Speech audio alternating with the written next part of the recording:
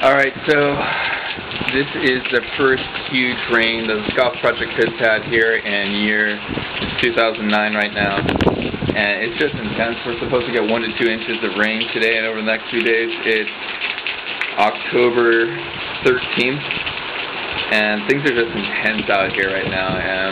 Puddles are forming everywhere, and I guess just take a look for yourselves here. This is the back patio. And that's a good 4 feet from the patio, and then the wind's blowing towards us.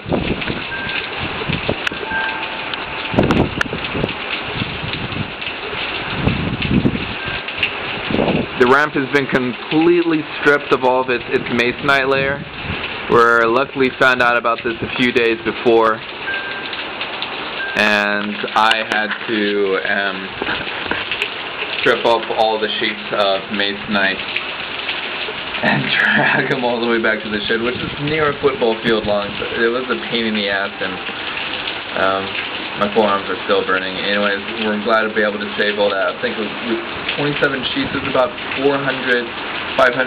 worth of masonite is being saved from this little valley tsunami here.